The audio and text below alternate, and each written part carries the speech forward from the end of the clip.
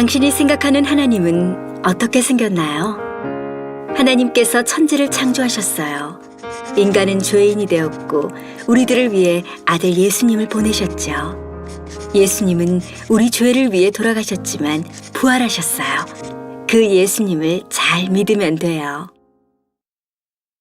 난 예수를 믿으니 거짓말해도 구원 받을 거야. 성령님은 안 떠나. 죄를 지어도 하나님이 다 이끌어 주실 거야. 지금은 돈이 나중에 중요해. 열심히 믿지 뭐. 주일 하루면 난 할 일 다 한 거야. 어떤 것도 죽기 전에 그럼 이제 회개기도 어떤 한 죄도 번 회개하면 하고 용서가 다 돼? 용서될 거야. 그러니 거짓말쯤이야.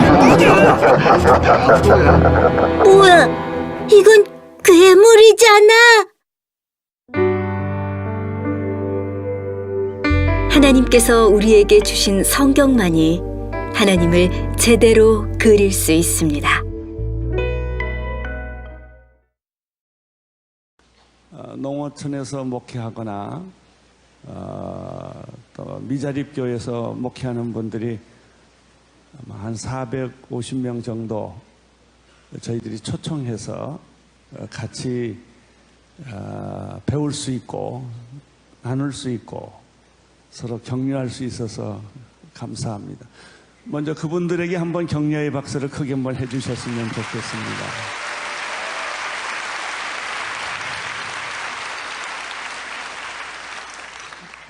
그리고 또 해외에서 또 중국에서 일본에서 많은 분들이 오셨는데 그분들을 위해서도 한번 박수를 해주시기를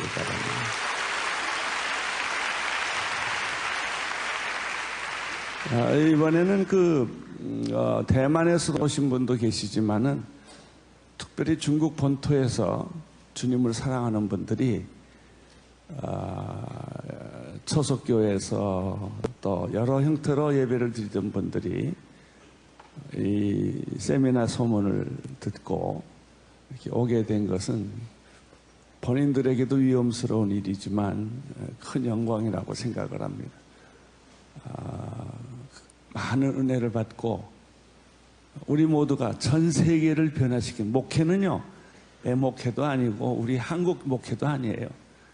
한국 교회도 중요하지만 한국 교회가 세계 교회에 공헌을 할 수 없다면 별로 의미가 없어요. 또 내 교회가 아무리 잘 돼도 한국 교회가 잘 되는 밑거름이 되고 씨앗이 되지 않는다면 내 교회 부흥이 무슨 큰 어떤 의미가 있겠습니까? 이런 의미에서 우리의 성장은 우리의 성장이 아니고 주님의 나라를 위한 세계를 품는 그런 시각이 여러분들에게 있게 되기를 바랍니다. 처음 주제는 큐티에서 설교까지인데 예수님의 사역을 요약해보면 마태복음에서 여러분이 아시다시피 가르치시고 선포하시고 치유하셨다, 세 가지예요.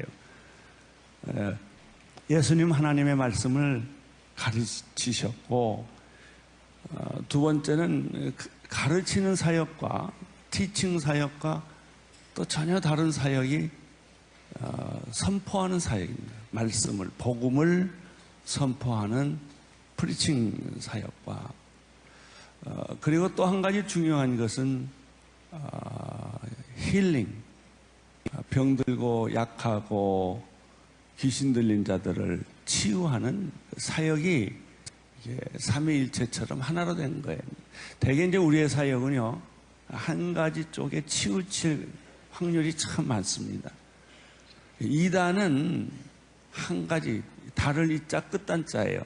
처음부터 끝까지 다 같은데 마지막 다른 게 이단 아닙니까? 그러니까 한 가지 쪽으로 치우치면 성령으로 치우친다든지 또 비록 말씀이죠, 말씀으로만 치우친다든지 이렇게 되면은 이 균형이 깨지고 잘못될 수가 있어요.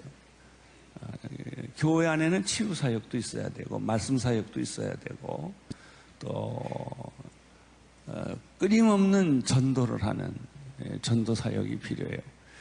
제가 목회를 시작한 지 오랜 세월이 지났는데 이게 좀 제 자신의 목회 사역을 좀 돌이켜보면 처음에는 제가 말씀 사역을 중심으로 갔어요.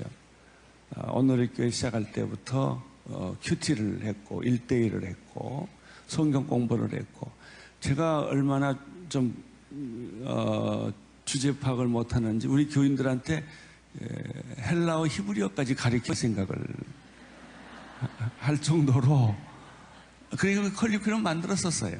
그래서 그 원어로 성경 공부를 하고 싶은 사람 할 수 있도록 다는 못하지만 이제 그런 정도까지 말씀에 대한 욕심이 있었고 교인들을 말씀으로 양육을 해야 되겠다라는 생각하던 것이 아마 한 90년대까지 그랬던 것 같아요. 제가 우리 교회가 창립이 84, 5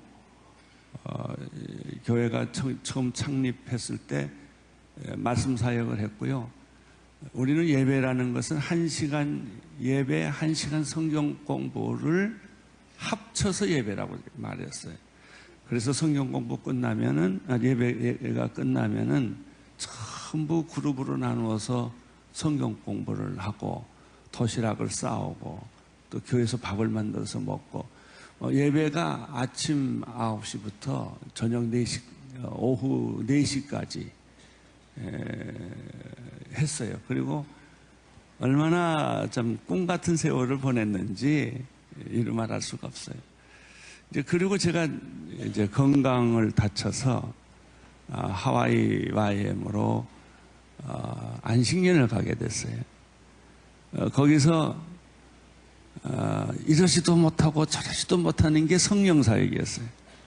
왜냐하면 성령사역하는 사람 보면 뭔가 과장하는 것 같고 좀 신실하지 않는 것 같고 약간 그런 느낌을 내가 받아서 제가 예수 처음 믿을 때는 방언도 하고 성령 체험도 다 했는데 한참 하다 보니까 성령 사역하는 사람은 가까이 할 수도 없고 왜? 분명히 현상은 있는 거니까. 근데 그 사람들의 삶을 보면 별로 가까이 하고 싶지가 않고 이런 고민하는 때에 제가 YM을 가게 됐어요. 제 다음 시간에 로렌 커닝함 YM을 창설하신 분이 와서 강의를 하시는데 사실 YM에 가려고 간 게 아니고 한국 사람이 없는데 도망가려고 흘러갔어요. 다 찾아보니까 하와이 호놀룰루도 안 되고 빅 아일랜드를 가니까 한국 사람이 특별히 코나로 가니까 한 20-30명밖에 없더라고요. 여기 가면 날 설교 안 시키겠지. 그리고 이제 간 거예요. 갔는데 웬걸 보니까 거기에 YM이 떡 있더라고요. YM에 가보니까 또 한국 사람이 많더라고요. 이거 큰일 났구나. 도망도 못 가고. 그래서 매주 토요일마다 내가 할 일이 뭔가. 그래도 나는 온누리교회 목회자니까 돈 좀 푼돈이 있으니까 매주 토요일마다 고기를 잔뜩 싸가지고 하와이 해변가에 가서 이제 우리 유학생들을 고기 먹지도 못하고 뭐 음식이 제대로 없으니까 매주 그거 사 먹이는 거예요. 그러니까 1년 동안 그거 했어요. 그러면서 마지막 질문은 성령님이었어요. 내 목회에 성령님을 받아들이겠느냐. 나는 성령 중심의 목회를 처음에는 안 했거든요. 그래서 도망가려고 수없이 성령 사역에 대해서는 내가 해답이 없었어요. 그렇게 방언도 하고 성령 체험 많이 했음에도 불구하고 근데 마지막 떠날 때 온누리교회를 사임할까 하는 생각을 했어요. 그랬더니 내 아내가 그 자기 말이 아닐 거예요. 그랬더니 아주 비수 같은 말을 그냥 퍼붓더라고요. 평소에 그런 말을 안 하거든요. 당신은 비겁한 사람이라고. 응? 어떻게 아프다는 핑계로 교회를 도망가냐 이거예요. 그리고 그런 말을 하면 자기는 안 살겠다는 거예요. 그래서 그냥 코가 빠져가지고 이제 할 수 없이 생각을 기도하고 하다가 제가 얻어진 결론은 내가 이번에 안식년 마치고 서울로 돌아가면 성령 사역을 하리라 하고 선포를 하고, 그리고 서울로 돌아와서 돌아오자마자 우리 장로님들 모시고 나 오늘부터 성령 사역합니다. 이 성령 사역이라는 게 뭐예요? 뭐 특별한 어떤 프로그램이 아니에요.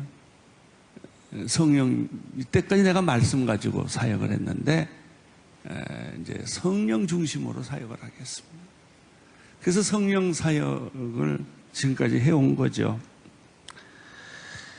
이제 한 7년 정도 성령 사역을 열심히 했죠. 우리 교회가 성령 집회 처음 할 때요, 얼마나 사람들이 많이 왔는지 내가 서 있는 자리 외에는 다 지하실까지 막 찼어요.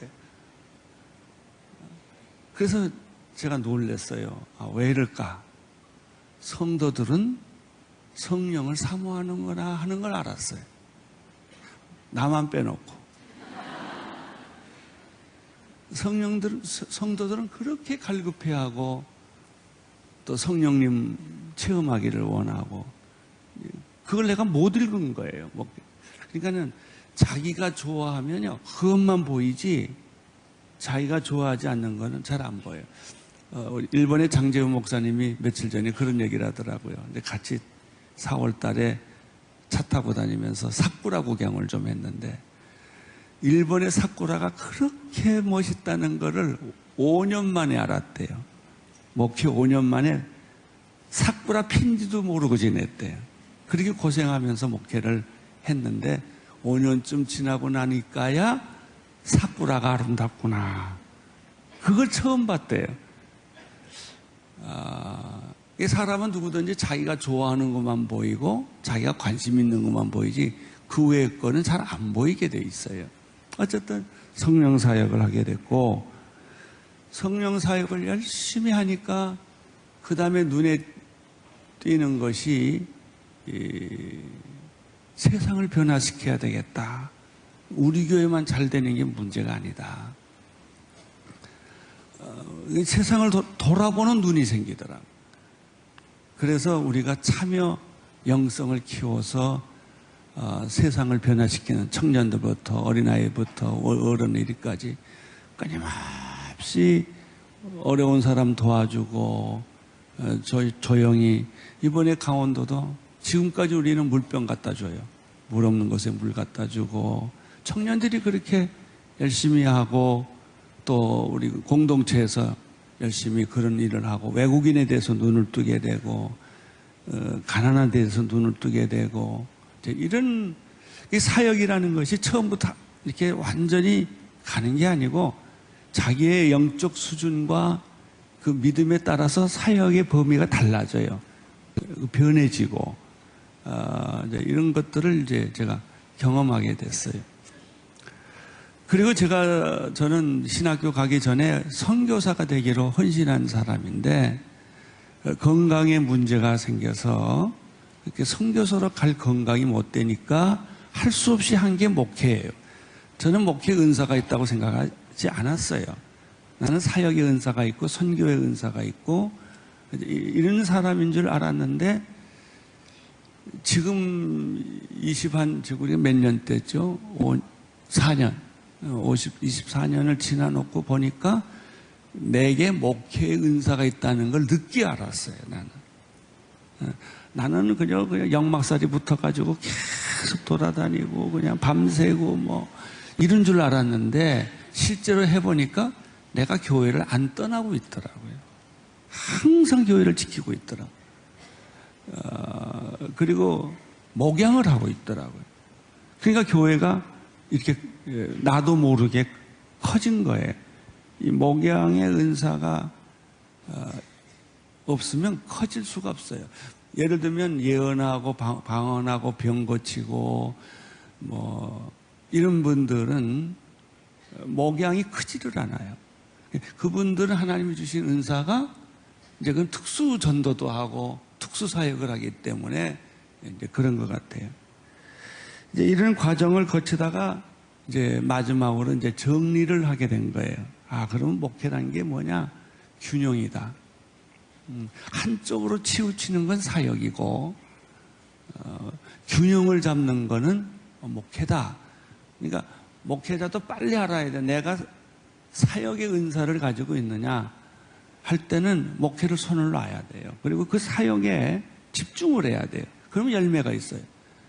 또 어떤 분들은 사역을 은사가 있다고 생각했는데 알고 보니까 이제 목회 은사가 있는 거예요. 저 같은 경우가 그런 경우에 나는 사역의 은사가 있는 줄 알았는데 알고 보니까 세월이 지나놓고 보니까 목회를 하는 거예요. 그리고 우리 교회는요, 특별히 처음 시작했던 장로님들이 지금까지 동역을 해요.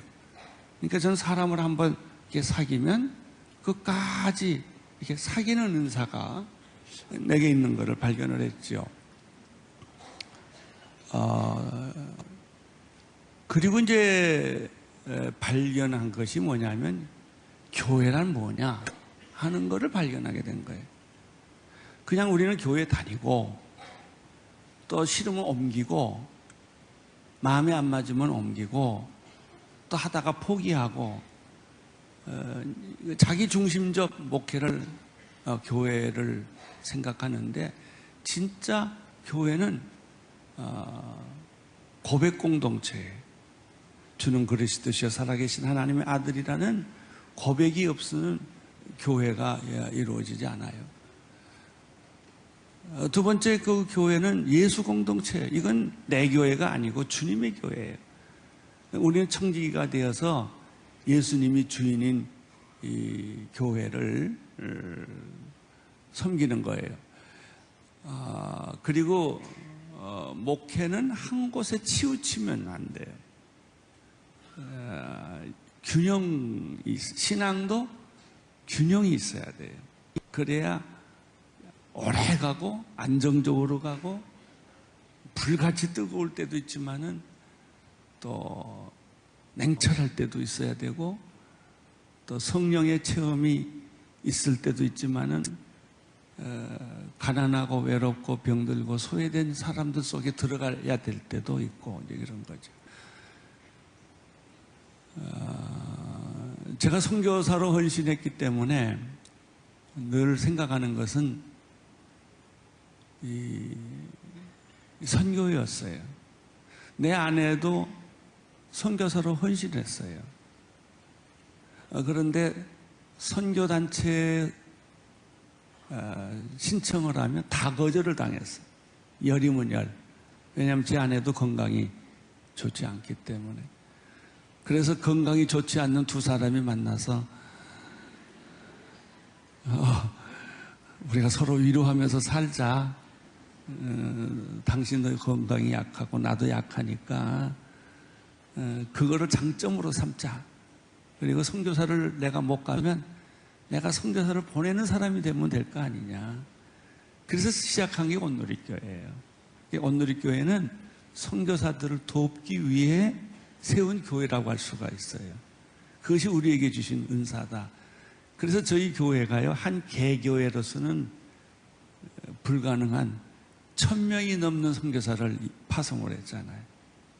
그리고 내 자신도 어떻게 하면 죽기 전에 한번 선교사로 갈까 했는데 하나님이 그 꿈을 이루어 주시잖아요. 나를 아프게 하고 수술하게 하고 그 다음에 일본으로 나를 보내가지고 난 일본에 또 이렇게 오래 있을 줄 몰랐는데 벌써 2년이에요. 거기서 내 병을 치료하면서 만나는 사람마다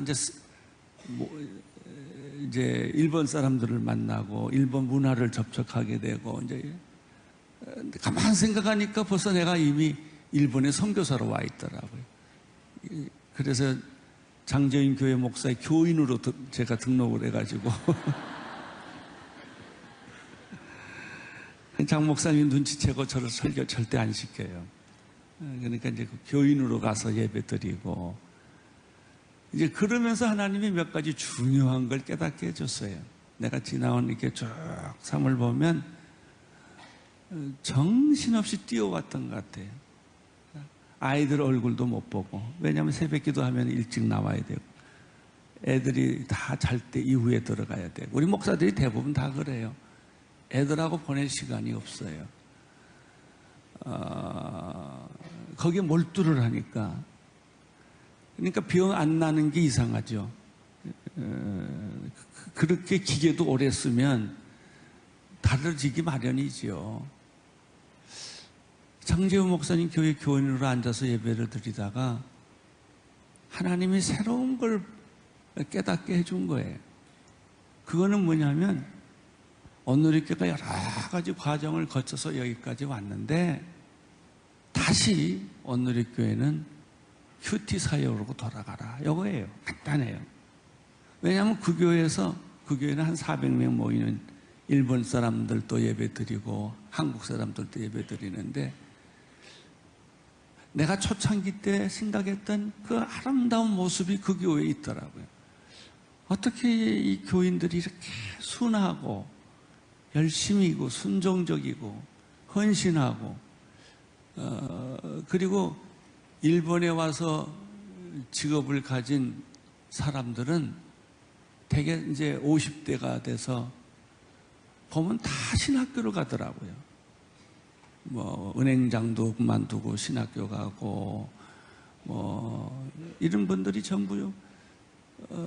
우리 초창기 때 우리 온누리교회에서 은혜 받았던 사람들이 많이 신학교로 갔어요. 뭐 가라고 한 것도 아니고, 근데 본인이 그렇게 느껴가지고 그렇게 헌신을 하고 선교사로 떠나고. 7년 된 교인은 내가 다 떠나라고 그랬죠. 당신 여기 7년만 있으면 되니까 그때 나가서 선교하고 전도하고 하라고 그랬더니 우리 교회가 선교사가 1000명이 넘어갔는데요. 80% 90%가 다 평신도들이에요. 평신도 전문인들이 자기 직업을 가지고 떠난 거예요. 그러니까 설교를 듣고 성령을 체험하고 얻은 결론은 내 일생을 하나님의 뜻대로 살아야 되겠다고 해서 이제 떠났단 말이죠. 근데 이제 벌써 20몇 년이 지나고 나니까 초창기에 그 정신이 자꾸 쇠퇴하고 변하더라고요. 그러다가 거기서 내가 다시 깨달았어요. 큐티가 이게 중요하구나. 나무도 죽은 나무가 있고 살아있는 나무가 있듯이요. 큐티도 죽은 큐티가 있고 살아있는 큐티가 있어요. 큐티를 계속 하는데 삶이 안 변해요. 삶이 변하지 않고 하나의 매너리즘이 돼버리는 게 많고, 우리 교회가 점점 그래도 신선한 교회였는데 매너리즘에 많이 빠지더라고요. 그러니까 우리가 이번에 러브 소나타 작년에 동경만 5,000명이 가지 않았습니까? 이스라엘 2,000명 가지 않았습니까? 이렇게 교인들을 데리고 끊임없이 파도 치는 것처럼 선교 아웃리치하고 국내에 큰 사건이 생길 때마다 교인들이 전부 먹을 거 싸들고 가서 봉사하고 이제 이러면서 우리의 영성이 계속 지켜왔는데 이제 제가 앞으로 10년 후에 온누리교회는 어떻게 될 건가 이런 생각을 하면서 다시 큐티를 오래 해왔던 사람도 내가 하는 큐티가 죽은 큐티였다면 살아있는 큐티, 생명력이 있는 큐티, 나의 삶을 변화주는 그런 큐티로 변화시켜야 되겠다라는 생각을 한 거죠. 전 5가지를 우리 목회에서 배웠어요. 첫째, 교회는 공동체다 하는 거 배웠고, 또 두 번째는 말씀 중심의 영성이 기초가 되어야 된다. 사역은 예배가 이루어지면 사역은 자연히 생기는 거예요. 그러니까 사역 중심의 교회로 가지 마라. 말씀 중심의 교회로 가라. 그러면 말씀을 받으면 기적이 생기고 능력이 생기고 돈이 생기고 사람이 생기니까 하지 말라 그래도 알아서 다 헌금하고 알아서 전부 이 봉사하고 그래요. 저희 교회가 20몇 년 됐는데요. 처음 시작할 때부터 헌금 바구니 안 돌렸어요. 그리고 누가 헌금했다는 말을 안 해요, 제가. 그걸 다 빼버렸어요. 그리고 저 뒤에 상자, 헌금 상자 놓고 알아서 하나님 앞에 헌금하라는 거죠. 근데 간증하고 싶은 것 중에 하나는 23년 동안에 재정 적자를 한 번도 내본 일이 없어요. 우리가 예산이 부족해 본 적이 없어요. 얼마나 차고 넘치고 하더라고요. 그러니까 모든 우리 비전교회 교회들도 이 헌금에 대한 원칙, 돈에 대한 원칙은 성경대로 가면 하나님이 부어주신다. 이제 이런 것들을 이제 제가 경험을 했는데, 어쨌든 교회는 이 네 가지 패러다임이 교회를 중심으로 빙빙 돌더라고요. 어떤 때는 말씀이 고감하면 말씀 사역으로 가야 되고, 성령이 비가 안 내리듯이 충만하지 않으면 성령 사역으로 돌아가야 되고, 또 어떤 때는 이 사회 참여, 세상에 대한 관심으로 교회 중심 축을 옮겨야 될 때도 있고, 또 선교로 축을 옮겨야 될 때도 있고, 그런 회전한다는 걸 제가 알았어요. 교회는 한 곳에 머물러 있지를 말고 끊임없이 회전하면, 돌을 물 위에 우리 어렸을 때 장난하잖아요. 던지면 그 힘이 있는 것만큼 물 위에 떠가요. 쭉 가다가 힘이 떨어지면 물에 빠진단 말이죠. 교회는 물 위에 떠 있는 배와 같다, 돌과 같다. 그래서 이 성령의 역사와 능력이 없으면 그냥 주저앉아 버리는 거고, 성령의 역사가 계속 새로운 패러다임으로 움직이면 교회는 물 위에 떠가는 거예요.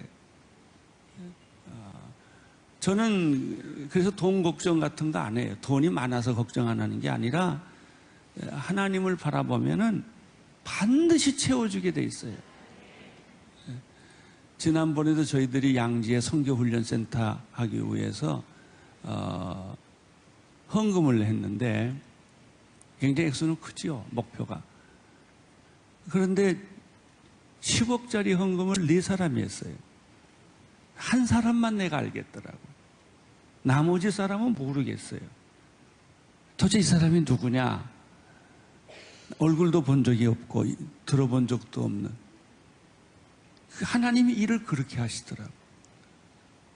전혀 생각하지 못했던 사람이 나타나고, 전혀 생각하지 못했던 사람들이 헌금을 하고, 전혀 생각하지 못했던 사람들이 봉사를 하는데, 이 사람들이 하나님의 말씀에 접촉하고 성령 체험하면 누가 시켜서 하는 게 아니라 스스로 한단 말이죠. 자, 이런 느낌을 지금쯤 되니까 이게 종합이 돼요. 처음에는 부분만 보다가 지금쯤 되니까 이것이 종합적으로 이제 이해가 되는 거예요. 아, 목회라는 것은 이런 거구나. 그리고 이렇게 보면요, 제가 저 교회 처음 시작할 때 100명도 안 모일 때 하나님 2000명의 헌신한 젊은이들을 주십시오. 그러면 제가 3개를 당신 앞에 드리겠습니다. 그러니까 웃기는 기도죠. 100명도 안 되는데 젊은이들만 2000명 달라고 기도를 하니까. 근데 성령께서 그런 기도를 저한테 시키셔서 그때부터 그런 생각을 했는데, 어느 날 보니까 2000명이 교회에 앉아 있더라고요. 청년들만. 지금은 7000명이 넘는 청년들이 우리 교회에 매주일마다 와서 훈련을 받아요. 비전이라는 게 그렇더라고요. 뭐 내가 하고 싶어서 하는 게 아니고요. 믿음도 내가 갖는 것은 가짜 믿음이고요. 하나님이 주신 믿음이 진짜 믿음이에요. 비전도 내가 만든 비전은 야망이고요. 하나님이 주시는 비전이 진짜 비전인 거죠. 그거는 나도 모르게 그렇게 이루어지는 거예요. 그 꿈이 이루어지고, 그래서 우리가 보통 기도할 때 보면요, 나도 모르는 기도를 해요. 자꾸 불가능한 기도를, 주여 나를 선교사로 보내십시오. 뭐 어디까지 가겠습니다. 땅끝까지 가겠습니다. 눈 뜨면 가긴 어딜 가요. 그런데 기도하면 이상한 소리를 해요. 자기가 자기 삶을 예언하는 거예요, 이게.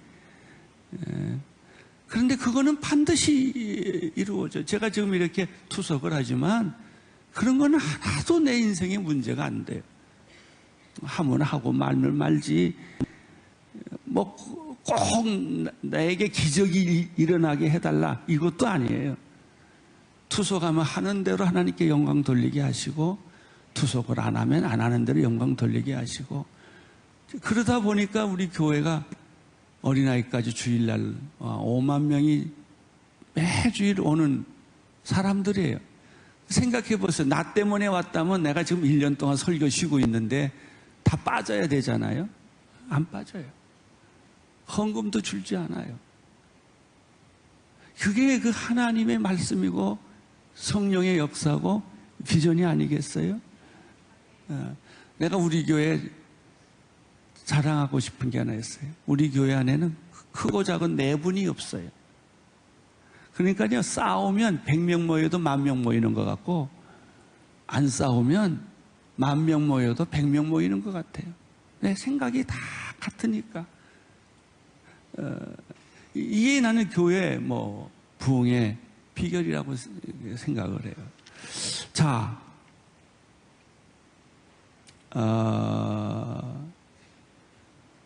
하나님은 내가 아픈 걸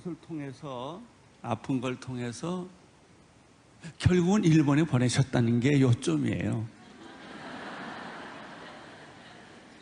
그리고 빨리 일본에서 나오고 싶은데 내년에도 1년 있어야 돼요. 제가 이식을 받기로 됐는데 이식을 받으려면 1년을 더 기다려야 돼요. 그러니까 일본에 있다 보니까 러브 소나타를 하게 되고, 러브 소나타를 13번인가 했대요, 우리가. 그러니까 일본 사람들이 문을 열더라고요. 지금까지 수많은 사람들이 일본 전도를 했는데 결과가 열매가 안 맺혀져요. 근데 우리가 일본에 그렇게 헌신을 하고 특별히 일본에 결정타를 준 게 CGN TV예요. 일본의 교단은 다 흐트러졌어요. 성령파, 복음파, 그리고요, 이분들은 아주 까다로운 분들이기 때문에 조금만 틀리면 안 봐요. 그런 면에서 융통성이 없어요. 그러나 CGN TV가 가서 벌써 400명의 목사님들이 설교를 하고, CGN TV단이 다 하나가 되기 시작을 하고, 일본을 부흥하고 살리자는데 다 뭉치기 시작을 했어요. 한국에서는 그런 일이 없어요. 왜냐하면 TV가 너무 많으니까. 기독교 TV가. 그러니까 기독교 TV 보면 요즘 내가 괴로운 게 그 프로그램이고 하나 정도만 있으면 될 일을 똑같은 목사님들이 똑같은 설교를 다 하는 거예요, 그냥. 그래서 다른 TV에 나오는 설교자들은 가능하면 우리 설교에서는 하지 마라. 우리는 돈 안 받고 설교해 주니까. 그러니까 우리나라는 너무 이게 좀 넘쳤어요. 너무 부요해요. 그러니까 라오디아 교회 같은 거예요. 그런데 정말 일본 같은 중국 같은 데는 목마른, 이북 같은 데는 교회 하나가 없는, 샘물이 없는 교회예요. 그러니까 일본에는요, 우리나라 70년대 80년대식으로 전도를 하면 다 맥혀요, 이게. 그런데 우리나라는 교회 비판하는데 모든 사람이 열을 올리고 있어요. 이거 이렇게 안 된다, 저렇게 하면 안 된다, 이거 맨날 스스로 자기 얼굴에 침만 뱉고 앉아 있어요. 그래서 마음이 아파요. 한국 교회를 변화시키겠다는 사람들의 얘기를 들어보면 다 자기 얼굴에 침 뱉고 있는 거예요. 근데 일본 교회는요, 일본 교단이 연합해서 우리를 환영해요. 복음파도 그렇고 성령파도 그렇고. 그게 제가 얼마나 웃기냐면요, 내년이 일본 선교 150주년인데 제가 주강사로 초청을 받고 복음파에서도 받고 성령파에서도 받고 우리 한국 사람을 일본 150주년 기념대회 주강사로 세울 이유가 없다고요. 그러니까 그렇게 문을 열었다는 거예요. 마음을 열었다는 거예요. 지금 일본은 그저 쏟아주면 받게 돼 있어요. 변하게 돼 있어요. 일본 역사상 지금이 변할 수 있는 가장 좋은 때예요. 그런 거를 이렇게 보면서 전도를 해도 한 나라를 집중적으로 해라. 세계 다 하면 좋지만 다른 나라는 다른 사람들에게 맡기고 나는 어떤 일본을 껴안고 죽기 아니면 살기로 일본을 변화시키자. 이제 러브 소나타가 다 끝났으니까 내년에는 청년 러브 소나타를 또 하려고 그래요. 오사카에서 삿포로까지. 청년들을 열정이 많으니까 그냥 민박시켜가면서 그냥 전 일본을 다 휩쓸 거예요. 지금 일본에 제일 없는 게 뭐냐면 청소년이에요. 중고등학교 애들은 교회를 안 나와요. 그래서 청소년 패션 집회를 또 오키나와에서 삿포로까지 다 할 거예요. 그거 끝나면은 유년주일학교, 유치원 애들이 없어요. 유년주일학교 예조 이벤트를 또 시작할 거예요. 그렇게 해서 한 10년을 하면 일본의 문화가 바뀌고 정치가 바뀌고 교회가 바뀔 거다. 이제 이런 생각하는 것이죠. 여러분들에게도 저는 이제 이런 아프지만 일본에 관한 이런 비전이 아주 한 5년, 10년 계획이 다 서 있어요. 그들은 밀고 나갈 거예요. 일본과 한국의 벽이 무너지면요 반드시 통일이 올 거예요. 통일은 우리가 못합니다. 회담에서 못합니다. 하나님이 주셔요. 통일을. 자, 그게 일본의 강의 내용입니다. 여기 3가지 소제목이 있는데 설교를 하기 위해서는 먼저 뭐 하는 습관을 가져야 된다? 큐티하는 습관을 가져야 된다. 많은 목사님들이 강단에서 매주일 설교하고 수요일 설교하고 새벽기도 설교하고 일주일에 설교하는 양이 얼마나 많습니까? 그렇게 설교를 해도 교인이 성장하지 않고 부흥하지 않는 이유를 아셔야 돼요. 그것은 말씀이 진짜 살아있어야 돼요. 씨 뿌린다고 다 싹이 나는 게 아니에요. 죽은 씨는 싹이 안 나요. 살아있는 씨, 겨자씨만한 것이 하나라도, 하나의 미랄이라도 심으면 그건 싹이 나게 됐어요. 임신했는데 애기 안 날 방법 있어요? 임신하면 아무리 내가 저항을 해도 아기는 자라고 낳게 돼 있어요. 유산시키지 않는 한. 마찬가지예요. 하나님의 말씀이 선포되면 반드시 나도 변하고 교인도 변하게 돼 있어요. 인위적으로는 안 변합니다. 프로그램으로는 안 변합니다. 사역으로도 안 변합니다. 말씀이 있어야 돼요. 그래서 정신을 차리고 내가 가만히 생각해 보니까 우리 교회에 죽은 나무가 많더라고요. 교회 오래 다닌 사람에서. 살아있는 나무로 다시 바꾸자. 생명력 있는 큐티를 하자. 그러니까 큐티는 여러분 다 이미 잘하고 계세요. 큐티 강의는 너무나 많이 들었기 때문에 하는데 왜 이 시점에서 큐티 얘기를 다시 하느냐?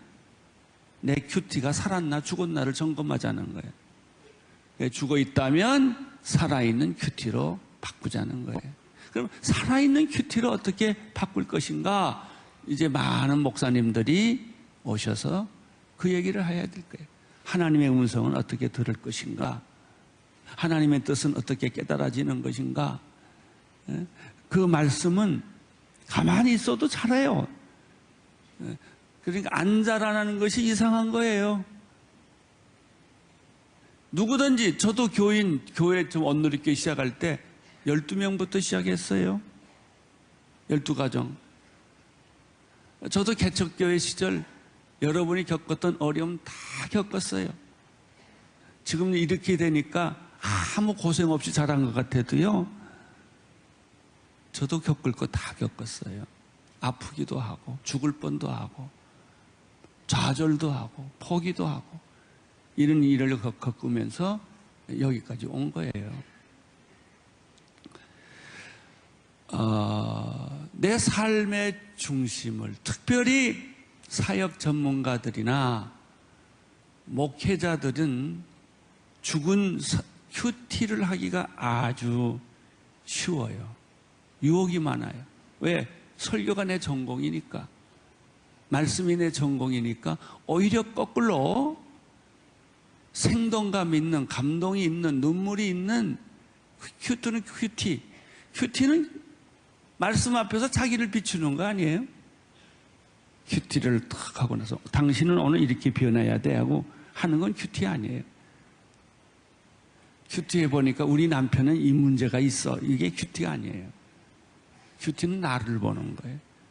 거울로 나를 보듯이 말씀 앞에서 내 성격 나쁜 거, 또 내게 나쁜 습관이 있는 거, 내게 아주 자기를 잘 교묘하게 속이는 그런 거, 이런 것들을 다 집어주는 거거든요.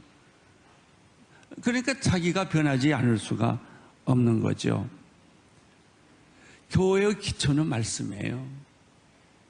말씀이 죽으면 프로그램이 아무리 화려해도 열매가 없어요.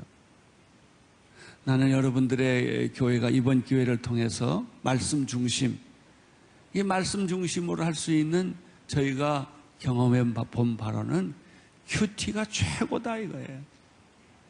내 의지로 하는 큐티는요, 몇 달은 잘해요. 근데 그 다음에 못해요. 나는 요즘 큐티 책이 그렇게 고마울 수가 없어요. 왜냐하면 내가 내일 할 본문을 미리 다 써놨으니까. 그리고 해설도 해놓고. 그러니까 이 큐티를 책이 있는 것이 그렇게 좋은 선생이에요. 성경이 있는 것이 좋은 선생인 것처럼. 그래서 매일 큐티하고 그 말씀을 중심으로 큐티하고 하는 것이죠. 제가 대만에서 우리 집회를 할 때 대만의 큰 교회 목사님으로부터 재미있는 얘기를 들었어요. 자기들도 생명의 삶을 한대요. 그러면서 생명사면 하 목사도 이걸 하겠구나. 또 한국에 있는 성도들도 똑같은 말씀을 가지고 전 세계가 같은 날 같은 시간에 말씀을 펴서 읽으니까 너무 마음이 좋대요. 자기들도 뭐 말씀을 여기 읽을 수도 있고 저기 읽을 수도 있는데 통일해서 다 같이 일본 사람은 일본 사람대로, 지금 일본 사람들 큐티가 급속히 늘어나고 있어요. 또 중국 사람은 중국 사람대로 이제 간자 큐티를 만들려고 그래요. 스페니쉬가 어마어마해요. 지금 저희들이 큐티가 20만 부 이상 넘게 사람들한테 나가는데 벌써 스페니쉬만 해도 7만, 8만 이렇게 나가요. 멕시코만 해도 얼마나 많은 사람들이 큐티를 하는지 몰라요. 그것뿐만 아니에요.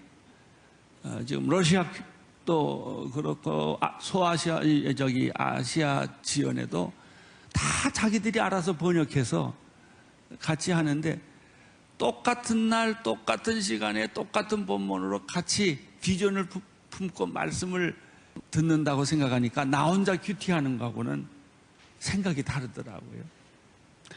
큐티는 두 번째, 날마다 해야 한다. 깊은 큐티는 하루 아침에 이루어지지 않는다. 큐티를 하면 여러 가지 시험 드는 일이 많아요. 못할 이유가 많고요. 또 어떤 때는 보링해요. 굉장히 힘들고 습관인 것 같고. 저희 교회도 그런 과정 많이 거쳤어요. 처음에 우리 교회에서, 우리가 장로교 아닙니까? 그래도 손 들고 찬양하는데 내가 들라고 그러니까 안 들 수는 없고, 그러니까 이러고 들어요. 그리고 아주 표정이 묘해요.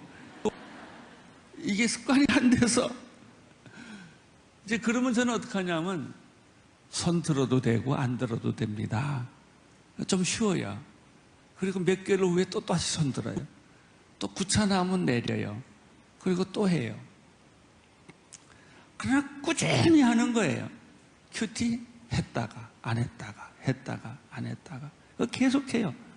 어떤 때는 이제 좀 훈련이 잘 된 사람들은 이제 좀 이거를 등한히 할 수도 있어요. 그러나 중요한 것은 내가 그러잖아요. 23년 지나고 나서 다시 깨달은 거는 우리 교인들을 처음 큐티 하는 것처럼 다시 가르쳐야 된다 하는 생각을 아주 그냥 뼈저리게 느끼는 거예요. 지금 우리 교회는요, 더 많은 헌신자가 나와야 되고 더 많은 선교사가 나와야 돼요.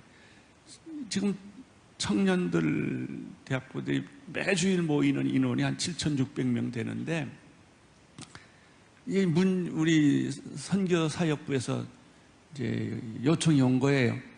옛날에는 청년부들이 벌떼처럼 선교사로 헌신했는데 요즘은 선교사역이 지원자가 별로 청년들 사이에 줄어들었다는 거예요. 그래서 다시 시작하자. 왜냐하면 우리 교회 청년들 숫자면요, 세상을 뒤엎어야 돼요. 우리 정도 교회 목회자들이 있고 선교사들이 있으면 세상을 뒤엎어야 돼요. 우리 교회가 목회자들이 한 130명 되는데 결론은 우리 선교사들이 다 선교지에 갔다 와야 돼요. 선교지에 갔다 온 목사하고 선교지에 갔다 오지 않은 목사하고는 달라요. 우리는 죽을 때까지 그렇게 살아야 돼요. 쉬는 건요, 천국 가서 쉬시고 살아있는 동안에는 열심히 최선을 다해서 헌신해서 꾸준히 일을 해야 돼요. 힘든 일을 해야 돼요. 지금 남아있는 것은 꾸준히 일과 힘든 일만 남아있지 나이스한 건 다 다른 사람이 하려고 그래요. 우리 교회에서 꾸준히 일 중에 하나가 주차장 사역이에요. 식당 사역이에요. 이런 데 사람이 몰려야 돼요. 왜? 주님의 교회를 깨끗하게 해야 되니까. 남이 하기 싫은 일들을 해야 되니까. 이게 살아있는 교인들이에요.